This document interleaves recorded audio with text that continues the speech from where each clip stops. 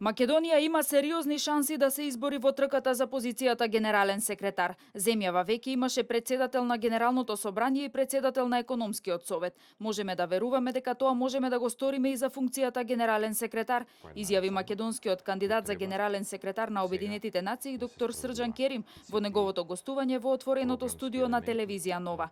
Керим вели дека и покрај разните гласини дека оваа година на првата позиција треба да застане жена. Во ОН преовладува принципот да се избере најдобриот кандидат без разлика на полот. Тој објасни дека процесот за негов избор за македонски кандидат започнал уште пред 2 години. Пред се, ако гледаме политички, па и на одреден начин меѓународно правно, е еден од основачите на Обединетите нации. Зашто Југославија беше еден од основачите од 51-та земја што ги формираа Обединетите нации 45-та година. Ние, Србија, Хрватска, Словенија, Босна и Херцеговина, Црна Гора, ја наследивме меѓународно правно и ги наследивме обврските на таа држава, долгови и разни други меѓународни обврски, а со тоа и правата. Во однос на следните кругови за гласање кои се одвиваат во рамките на Советот за безбедност, доктор Керим објасни дека во текот на третиот или четвртиот круг, 5 постојани членки на Советот за безбедност можат да почнат да го употребуваат своето право на вето, но тој не очекува ниту една од земите членки на Советот да го употреби правото на вето во однос на неговата кандидатура.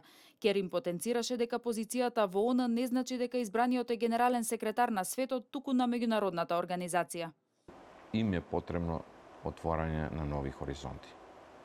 За да бидат оспособени Обединетите нации да ги отвараат тие нови хоризонти, тие мораат пред се самите себе си да се реформираат. Значи, потребно е да се избере генерален секретар кој има јасна визија и концепт како да го промени управувањето со системот.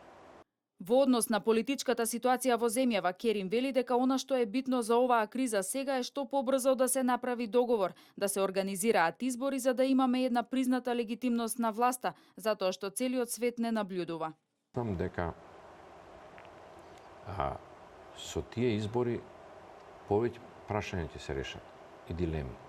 Прво ќе видиме кој на вистина има доверба од народот да владее со државата, а кој не. Второ, ќе извадиме економијата од оваа нестабилност у која влезе и нарушување на стабилноста, така би рекол попрецизно, поради оваа политичка криза. За челната позиција во Обединетите нации годинава има 12 кандидати. Кандидирани се 6 мажи и 6 жени. По првото гласање минатата недела најголема поддршка доби поранешниот португалски премиер и висок комесар на Обединетите нации за бегалци Антонио Гутјереш.